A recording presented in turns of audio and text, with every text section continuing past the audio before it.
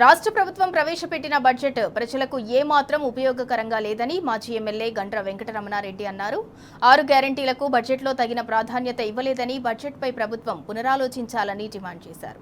భూపాల్పల్లి, వేషాలపల్లిలో ఉన్న double bedroom ఇళ్లకు తాగునీటి సరఫరా జరగటం లేదన్నారు. ప్రజలకు కనీసం తాగునీరు అందించే పరిస్థితిలో కాంగ్రెస్ ప్రభుత్వం లేదని విమర్శించారు. డబుల్ బెడ్రూమ్ నివాసితులకు తాగునీరు అందించాలని మున్సిపల్ కమిషనర్కు ఫోన్లో కోరారు.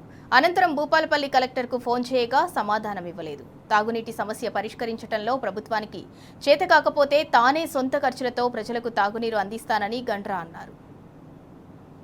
భూపాలపల్లి 11వ వార్డు ప్రాంతంలో గతంలో కట్టి పేదలకు ఇచ్చినటువంటి 2 బెడ్రూమ్ల ఇళ్లలో మంచినీటి సమస్య కొరకు ఆనాడు ఒక సంపును, అదేవిధంగా కావాల్సిన మోటార్స్ను, దానికి కావాల్సినటువంటి అన్నీ కూడా శాంక్షన్ చేసి చేయడం జరిగింది.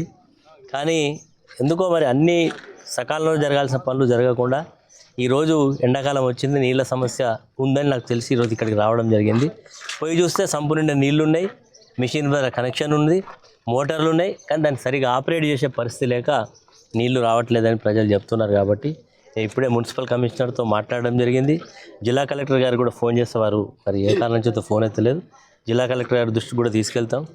రేపు సాయంత్రం లోపల ఈ యొక్క నీళ్ళు ఇచ్చే కార్యక్రమాన్ని జిల్లా యంత్రాంగం చేయాలని ఈ సందర్భంగా ప్రభుత్వానికి విజ్ఞప్తి చేస్తున్నాం.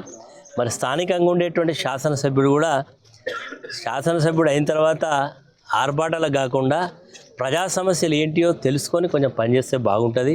ఇది భూపాలపల్లి నడిబొడ్డులో ఆయన క్యాంప్ కార్యాలయానికి 2 కిలోమీటర్ల దూరంలో ఉండేటువంటి ఈ సమస్యను కూడా గుర్తించి పరిష్కారం చేయలేదంటే మరి పనితీరు ఎట్లా ఉందో దీన్ని బట్టి అర్థమవుతూ ఉన్నది.